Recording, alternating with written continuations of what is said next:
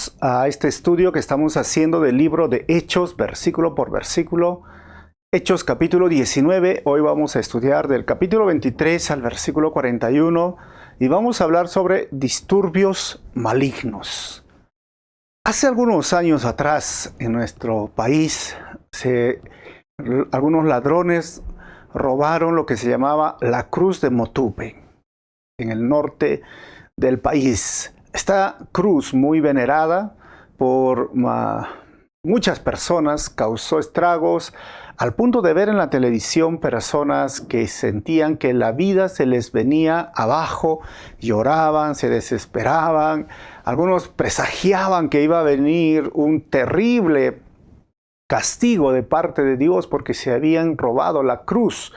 Esa cruz de Motupe, esa cruz que estaba hecha de una madera, que la encontraron al final en un lugar desierto y la encontraron como dos pedazos de madera tirados.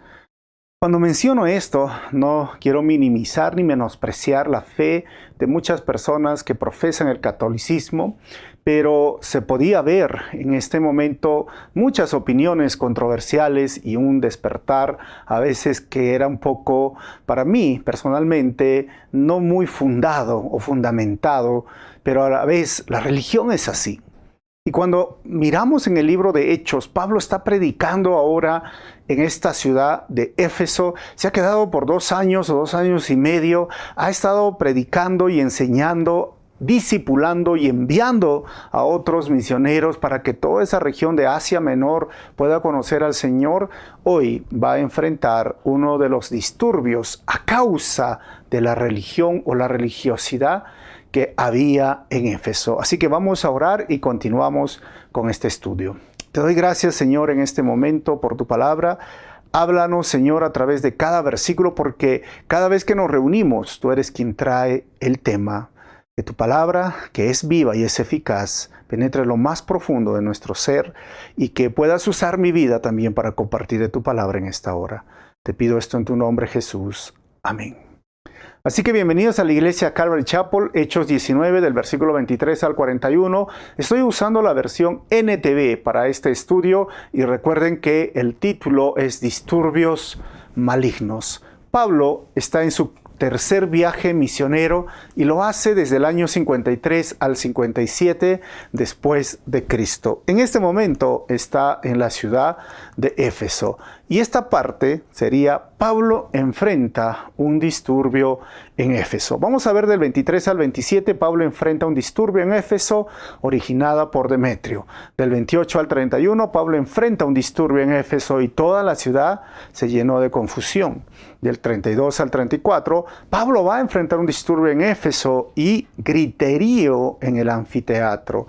Y del versículo 23 al 41, Pablo enfrenta un disturbio en Éfeso, más el alcalde ayuda a calmar la situación. Así que dice el versículo 23, por ese tiempo se generó un grave problema en Éfeso con respecto al camino. Así que mientras Pablo predicaba y hacía discípulos, se originó un grave problema.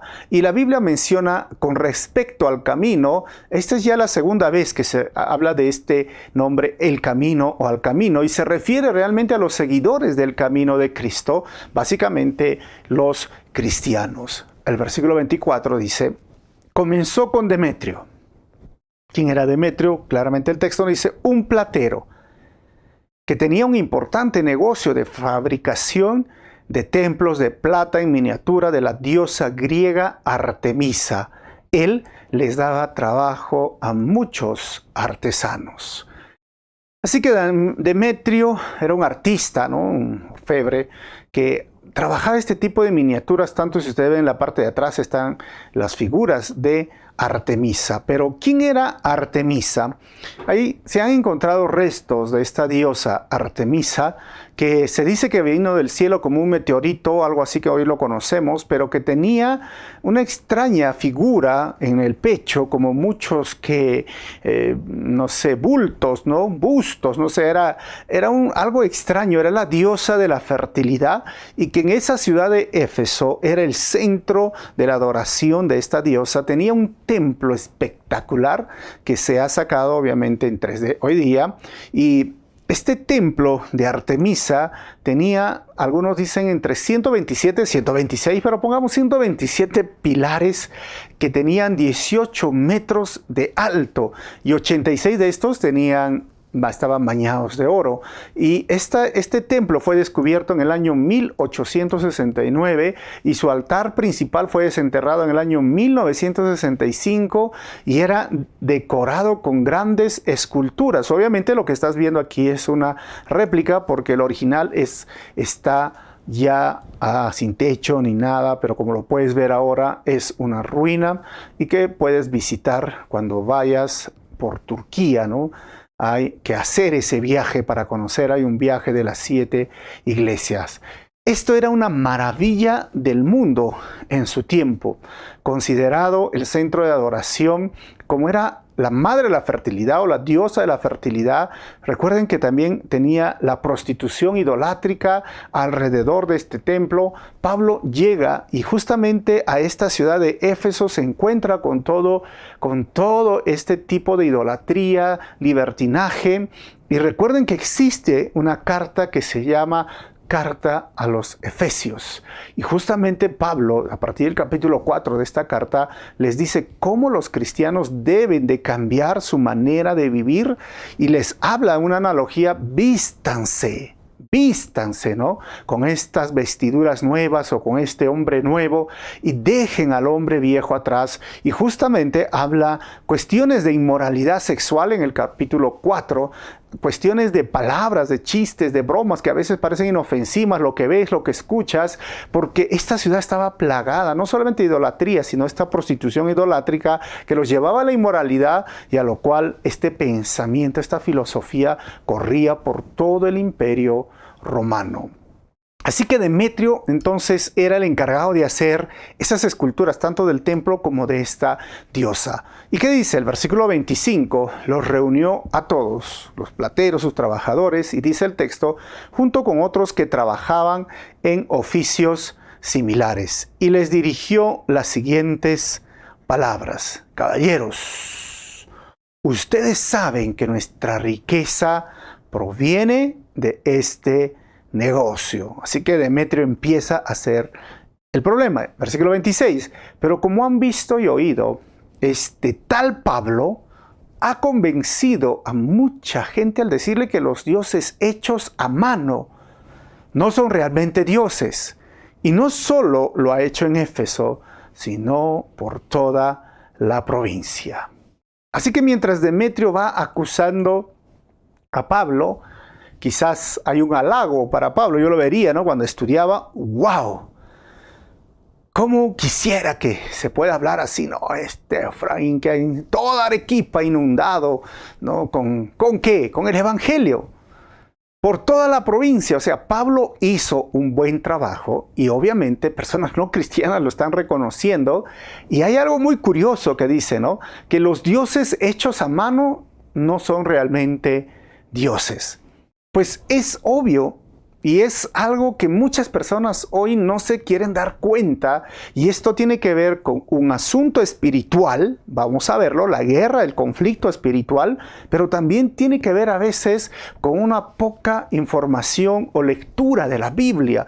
No han tenido el tiempo ni la oportunidad, ni se han dado el tiempo para leer la palabra. Simplemente lo creen porque lo creen, o porque es una tradición, o porque fue su mamá, o fue su abuelito, o la abuelita quien les dijo, y no se han puesto a escudriñar la Escritura. Este tema de la idolatría y la religiosidad no es de ahora. viene de miles de años atrás. Y acá tenemos a una Artemisa, o se llama Diana de los Efesios. Ella era adorada y venerada en este lugar. Y obviamente los que estaban haciendo negocio, pues están incómodos. Porque hermanos, al final la idolatría genera mucho dinero. Y la persecución y hostigamiento en este momento tenía base económica.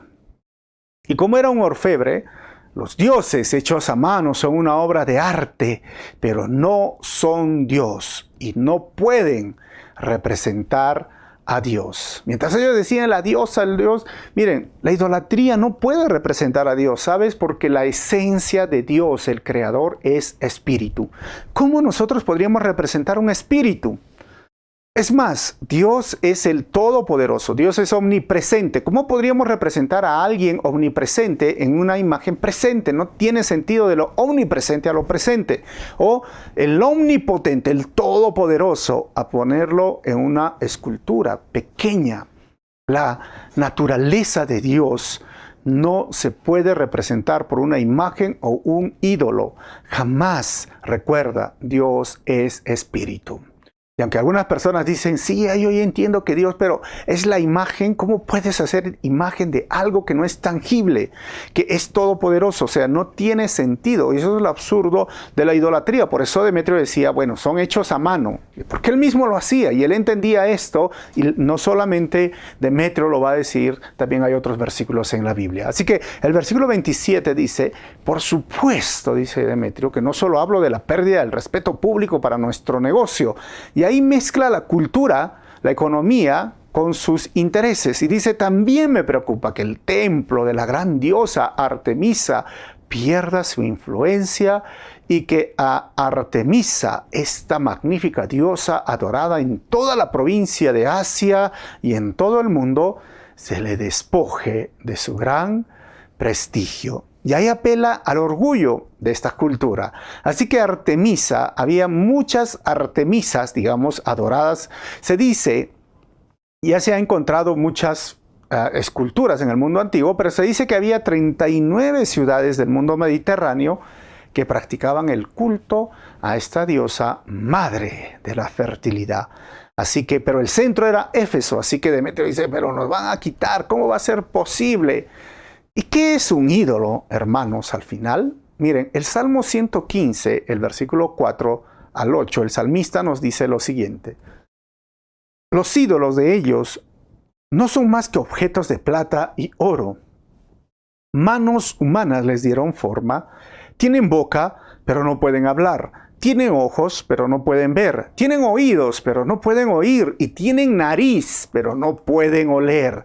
Tienen manos, pero no pueden sentir. Tienen pies, pero no pueden caminar. Y tienen garganta, pero no pueden emitir sonidos. Y los que hacen ídolos son iguales a ellos, como también todos los que confían en ellos.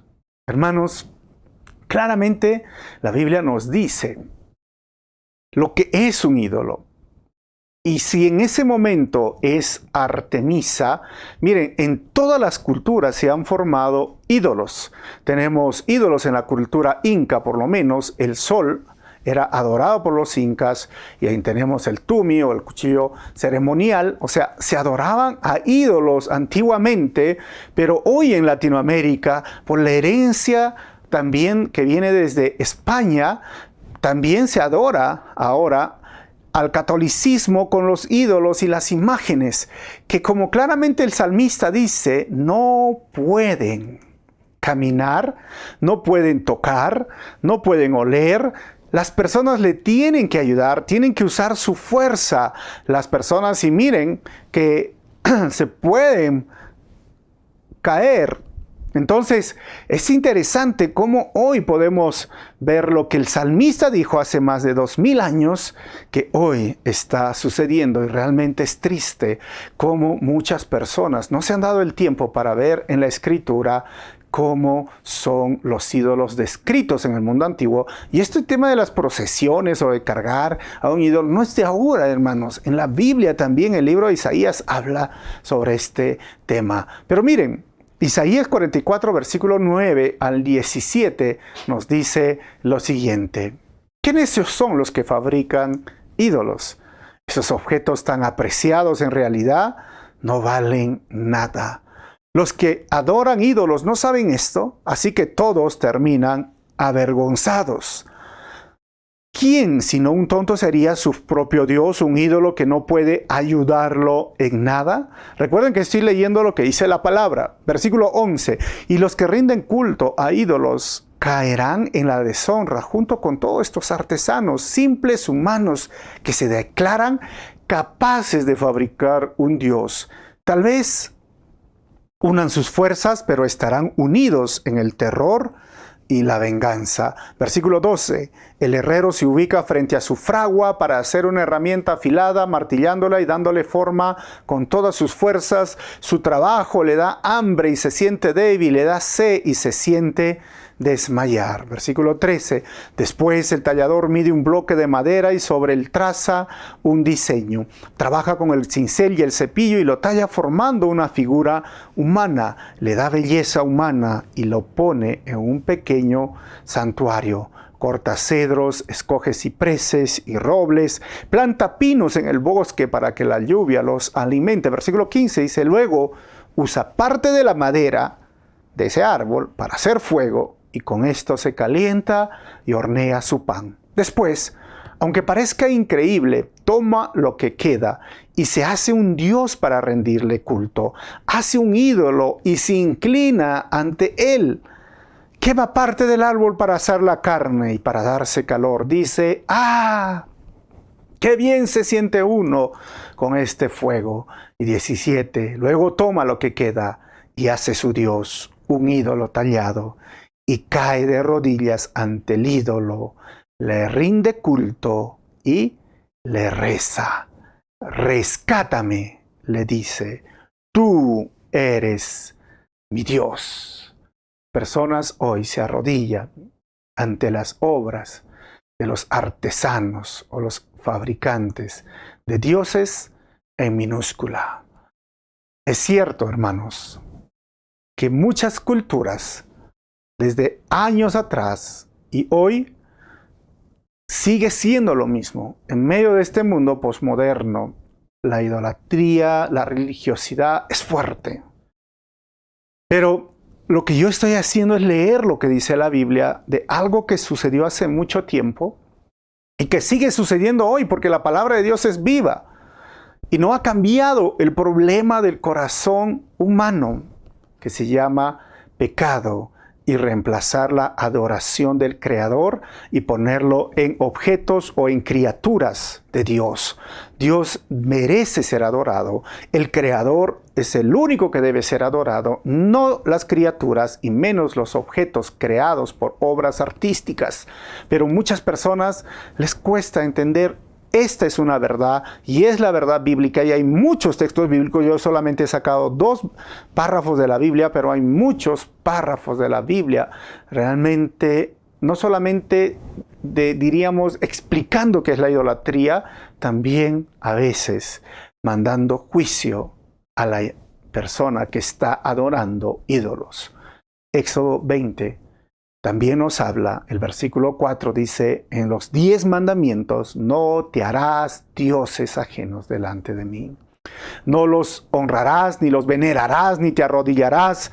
No te harás imagen de lo que esté arriba en el cielo, ni aquí en la tierra, ni debajo de la tierra. Y es más, Dios dice, yo castigo esa maldad, porque es maldad para Dios, hasta la 3ª y 4ª generación de aquellos que se arrodillan ante ídolos. Puedes leerlo en Éxodo 20. Es triste, hermanos, que hoy no solamente en Éfeso estaba pasando y Pablo se estaba generando este disturbio, hoy también sucede lo mismo.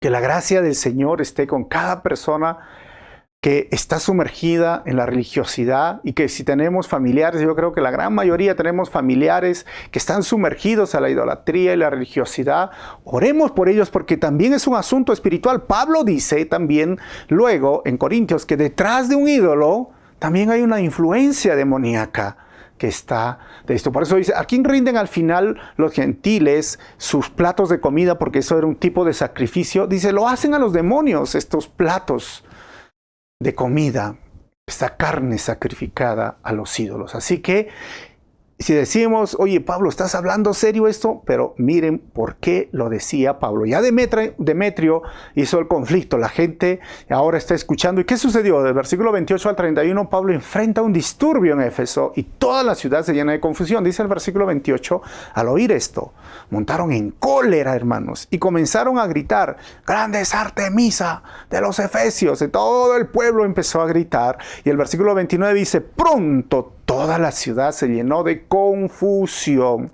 Todos corrieron al anfiteatro, arrastrando a Gayo y Aristarco, los compañeros de viaje de Pablo que eran macedonios. Así que tenemos dos compañeros de Pablo, pero hermanos, la cólera trae confusión en este momento. Y toda la ciudad, imagínense, y cuando arrastran a Gayo, Gayo es parte del equipo de Pablo que se une en Macedonia, era de Derbe, según el versículo 4 del capítulo 20, y fue al final un nombre muy común que Pablo también lo menciona en 1 Corintios 1:14 y Romanos 16:23, y Aristarco, otro compañero, parte de su equipo, que era de Tesalónica, según el capítulo 20, versículo 4 y capítulo 27, versículo 2 de Hechos, y en Colosenses 4:10 y 11 y Filipenses 2:4, Pablo lo menciona, así que eran parte de su equipo, ya no solamente Lucas, Timoteo y eran parte y Silas, sino ahora Gayo y Aristarco. Y los llevaron al anfiteatro.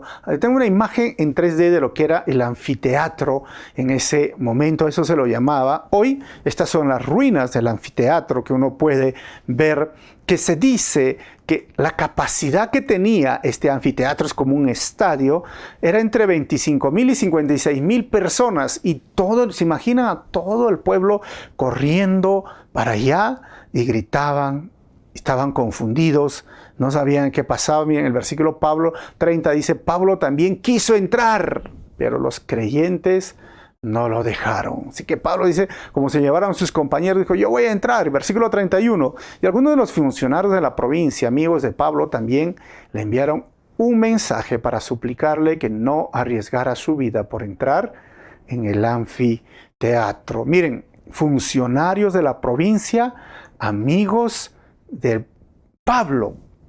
Así que Lucas está muy interesado en poner este asunto de este disturbio religioso, pero también explica que Pablo tenía amigos, funcionarios, o sea, autoridades, y que lo que quiere decir al final Pablo es que el cristianismo no es enemigo del Estado, porque a Pablo le acusaban de que había incendiado Roma, que el cristianismo no es una amenaza para el gobierno humano, no lo es. Pero ¿de dónde surgía el problema? En todo el libro de Hechos, por eso Lucas escribe Hechos, es que los conflictos para Pablo surgían desde la religión judía, desde las sinagogas, desde los judíos, haciendo y causando hostigamiento y persecución a Pablo, pero ahora surge desde la religiosidad, desde la religión de esta diosa Artemisa, pero por intereses económicos, pero nunca surgía desde el gobierno humano, desde el gobierno romano, hasta que vino, obviamente, Nerón, que tenía problemas en su cabeza, incendió Roma y echó la culpa a los cristianos, porque él estaba con problemas en la cabeza, se lo conoce como un sociópata y psicópata por todo lo que decía Nerón. Pero el cristianismo nunca ha sido enemigo del gobierno humano y del Estado, pero de los religiosos sí.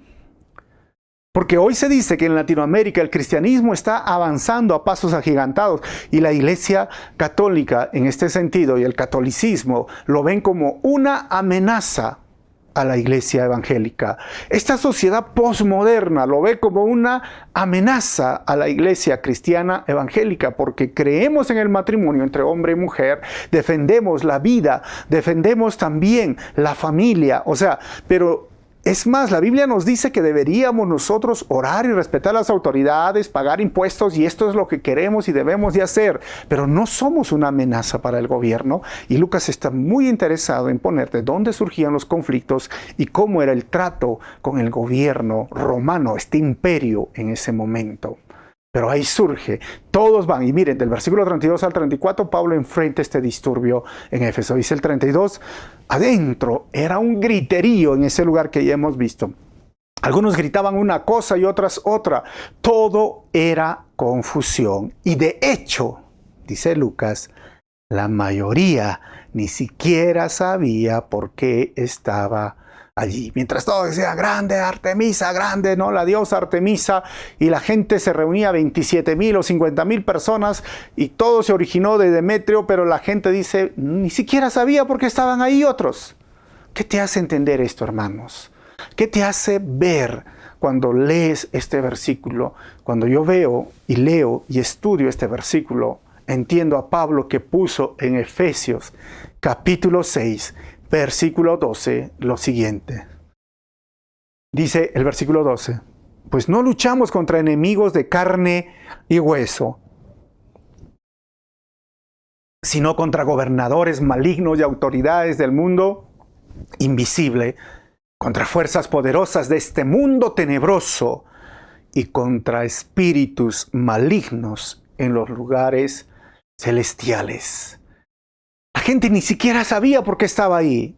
A esto se le llama la guerra espiritual, la batalla espiritual que enfrenta todo cristiano, que cuando parece que los problemas surgen de la nada, ¿qué he hecho yo? Y todo se vuelve oscuro, hermanos. Recuerda lo que dice Santiago, sométanse a Dios, resistan al diablo y Él huirá de ustedes. Esta batalla espiritual, hermano, nuestras batallas espirituales no las ganamos estando de pie, sino de rodillas. El mundo hoy, créame, se está moviendo fuerzas malignas a nivel mundial. Siempre se han movido, que van en contra de la iglesia. Surgen gobiernos, sistemas de gobiernos como que hoy estamos enfrentando en Latinoamérica, de un nuevo despertar del comunismo y socialismo, que son enemigas de la iglesia. Nosotros no somos enemigos del gobierno, pero es el gobierno. Pero detrás de todo esto hay fuerzas espirituales. Se levantan, han escuchado el tema del orden mundial, pero detrás de esto hay fuerzas espirituales. Satanás está interesado en detener la obra de Dios, pero las puertas del Hades no prevalecerán contra su iglesia, hermanos. Es nuestra responsabilidad doblar rodillas y mantenernos firmes frente a esta batalla espiritual, porque surgen de la nada. Hay un odio a Dios en estos jóvenes posmodernos, o en esta ideología, esta filosofía posmoderna. Hay un odio a la vida, hay un odio a la familia, hay un odio al matrimonio entre hombre y mujer, hay un odio totalmente a los valores bíblicos. ¿De dónde surge esto? De fuerzas malignas espirituales. Y tú y yo no podemos quedarnos durmiendo nuestros laureles, mientras que hay una batalla que pelear a diario. No en nuestras fuerzas, en las fuerzas del Señor. Y la oración es la mejor arma. Someterse a Dios es empezar a obedecer sus mandamientos, aunque a veces puede causar sufrimiento emocional, o un sufrimiento en este momento, o tristeza, pero tú tienes que aprender a obedecer sus mandamientos, y es una forma de someternos a Dios, a obedecer sus promesas, a mantenerte firme y fiel a las promesas que el Señor nos ha dado en la palabra de Dios. Es la manera de someternos en fe. La palabra dice que tenemos una batalla espiritual. Por eso Pablo escribía, porque no entendía cómo es que se originó un gran problema de algo tan pequeño y la gente ni siquiera sabía por qué estaba ahí. Hermanos, la sociedad progresista, posmoderna, odia a Dios y a su iglesia. Versículo 33. Los judíos de la multitud empujaron a Alejandro hacia adelante y le dijeron que explicara la situación. Él hizo señas para pedir silencio e intentar hablar. Versículo 34. Pero cuando la multitud se dio cuenta de que era judío, comenzaron a gritar de nuevo y siguieron sin parar como por 2 horas. ¿Te imaginas? 2 horas gritando, grande es Artemisa de los Efesios, grande es Artemisa de los Efesios. 2 horas. Eso es más que un partido de fútbol, hermano. 2 horas gritando. Y tú dices, 2 horas sí, pues si en el estadio gritan 2 horas, imagínate ahí. Pero gritaban y gritaban y la gente ni siquiera sabía por qué estaba ahí. Así que hoy no hay adoración a Artemisa. Hoy, recuerden, no lo hay. Nadie adora a Artemisa, pero ¿por qué? Porque los ídolos tienen fecha de vencimiento en su adoración, mas Cristo sigue siendo adorado por toda la eternidad. Si en ese momento adoraron 2 horas, estamos hablando de casi 2000 años, hoy nadie adora a Artemisa. Solo Dios es el único que permanece y persevera en la adoración correcta de sus hijos. Así que no me sorprende que esto sea una realidad. Porque hace poco también en Arequipa llenaron el estadio de la UNSA con la Virgen de Chapi, ¿recuerdan? Por horas. Esto es lo que sucede. 35 al 41, Pablo enfrenta un disturbio en Éfeso, más el alcalde ayuda a calmar la situación. 35, por fin, el alcalde logró callarlo lo suficiente para poder hablar. Ciudadanos de Éfeso, les dijo, todos saben que la ciudad de Éfeso es la guardiana oficial del templo de la gran Artemisa, cuya imagen nos cayó del cielo. Miren, hay imágenes de Artemisa que son como un meteorito. Recuerden que el ídolo del culto de la fertilidad, y el término cielo literalmente significaba lo que cayó de Zeus, Júpiter, o de su dios, ¿no? Y decía, pero él no los envió. 36. Dado que esto es un hecho innegable, no deberían perder la calma ni hacer algo precipitado. Ustedes han traído estos hombres aquí, pero ellos no han robado nada del templo, ni tampoco han hablado en contra de nuestra diosa. 38. Si Demetrio y los artesanos tienen algún caso contra ellos, las cortes están en sesión y los funcionarios pueden escuchar el caso de inmediato.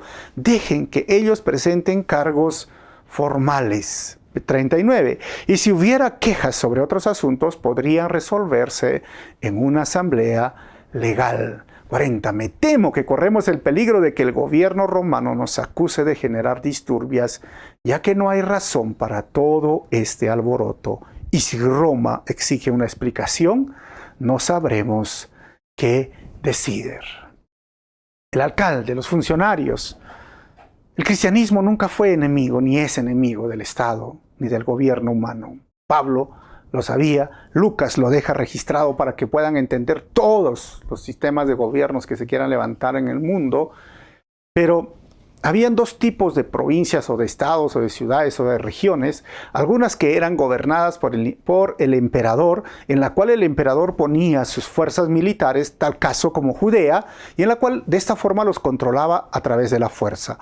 Pero habían este tipo de regiones o de ciudades como Éfeso, en la cual el Senado era quien gobernaba, porque no necesitaban militares, simplemente ponían un procónsul o en este caso un alcalde que vendría a ser la función que hoy nosotros podríamos conocer, y el Senado lo puso, pero había paz y tranquilidad. Pero este alcalde dice, podemos perder esto, porque si nos ponemos en rebeldía contra el Imperio Romano van a traer sus soldados, así que mejor cálmense. Todo este disturbio originado por un asunto económico, intereses egoístas, pero vemos que fuerzas espirituales, miles de personas por 2 horas gritando y gritando, grandes Diana, diosa de los Efesios, o Artemisa, originado por nada. Pablo se dio cuenta, hay una lucha espiritual. Dios estuvo obrando para que no vaya a mayores problemas a través de las autoridades, pero el diablo obró antes para que vaya a mayores problemas. Por eso Pablo decía, vístanse de la armadura de Dios. Todos los días, hermano, vístete de la armadura de Dios, con las cuales tú podrás hacer frente a tu batalla, a tu lucha espiritual. Tú tienes una lucha espiritual. Satanás está interesado en desanimar a los cristianos, en desanimar a tus hijos, tu familia, tu papá, tu mamá. Dobla tus rodillas, pelea la buena batalla por tus hijos. Peleemos la buena batalla por la sociedad, por nuestro país. Doblemos rodillas y sigamos orando, hermanos, porque se ha levantado una gran oscuridad en nuestro país. He visto muchas reacciones en este tiempo. Hay una frialdad en esta pandemia espiritual. Hay una confusión política en este momento en el Perú. Pero recuerda, ponte la armadura de Dios. Usa el calzado para predicar el evangelio, como dice. El yelmo, el casco de la salvación. Recuerda que tu salvación es segura en el Señor. Levanta el escudo de la fe cuando Satanás venga con sus mentiras. La fe prevalezca y agarra la espada del Espíritu, hermano, que esa es nuestra arma ofensiva. Es en el Espíritu que nosotros avanzamos hacia adelante y nos ponemos esta coraza de vivir una vida justa, o nuestra protección, nuestro chaleco antibalas, como podríamos llamarnos, y el cinturón de la verdad, donde se guardan las balas, las cananas, dicen eso, ¿no? Nos armamos y peleamos la buena batalla. Las ganamos de rodillas, las ganamos a diario. No podemos enfrentar una batalla ante un enemigo que no duerme y que tiene un poder espiritual. Nosotros no podemos vencer esta batalla en nuestras propias fuerzas y nosotros quedándonos dormidos o quedándonos de forma negligente sin orar o ponernos la armadura día a día. Así que, hermanos, urge hoy, padres y madres, hermanos mayores o jóvenes, líderes, doblar rodillas y recordemos, nuestra batalla espiritual es todos los días.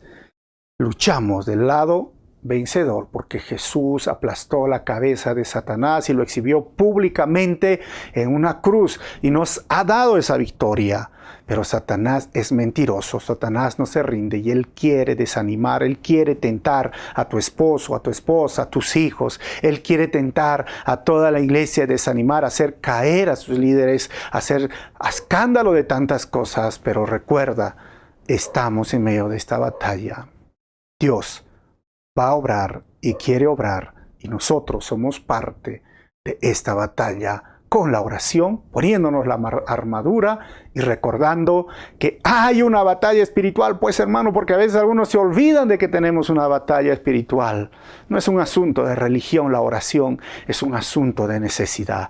La batalla espiritual no es opcional, no, es algo que tú ya lo tienes, pero el punto es, tú la vas a enfrentar, tú vas a pelear la buena batalla de la fe, tú vas a pelear esta batalla espiritual. Espero que sí lo hagas, hermanos. Versículo 41 nos dice, entonces los despidió y ellos se dispersaron. Así de fácil, miren. ¿Acaso esto no es un asunto espiritual? Por 2 horas gritando. Y el alcalde les dice eso, dice, ay, ¿y qué haces acá tú? No sé, ¿por qué estoy acá? ¿Pero por qué estaba gritando? No sé, todo el mundo gritaba y yo gritaba. Hay un asunto espiritual, porque a veces pensamos igual con las personas. ¿Cómo es posible que tú, conociendo la verdad, puedas cometer esos errores? Le dice un padre a su hijo, a su hija. ¿Cómo es posible que una persona que dice, conoce la Biblia, está... Hay una batalla espiritual, hermano. No estoy diciendo que el ser humano no tiene responsabilidad de sus propios actos. Sí, lo que estoy diciendo es que vivimos en un mundo caído y hay una batalla espiritual también. Y frente a eso, doblando rodillas es la forma en que saldremos adelante. Vamos a terminar con 4 conclusiones. Primero, un ídolo no puede representar al Dios creador porque Él es espíritu.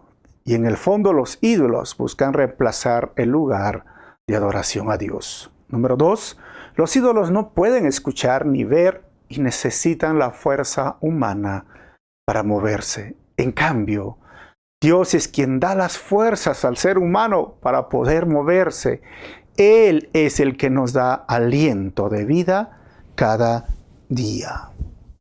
Tercero, el cristianismo nunca ha sido ni es enemigo del gobierno humano. Y número 4, nuestra lucha no es contra enemigos de carne y hueso, hermanos, sino contra fuerzas tenebrosas de este mundo y espíritus malignos. Así que no olvide usted ponerse su armadura cada día. No olvides ponerte tu armadura. Luchamos con nuestras armas espirituales.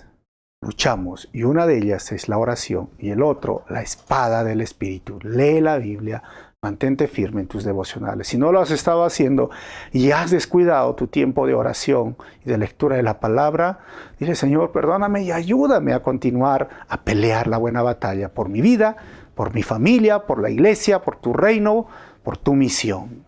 Vamos a orar. Padre, te doy gracias en esta hora. Perdona, Señor, a veces la negligencia, que muchas veces también me ha sucedido, y de mis hermanos también. A veces los quehaceres del mundo, el cansancio, las distracciones que pueden suceder a nuestro alrededor nos hacen olvidar de que nuestra lucha no es contra carne y hueso, sino contra seres espirituales o tenebrosos. Y tenemos las armas, que no son carnales, sino las armas espirituales para pelear esta batalla.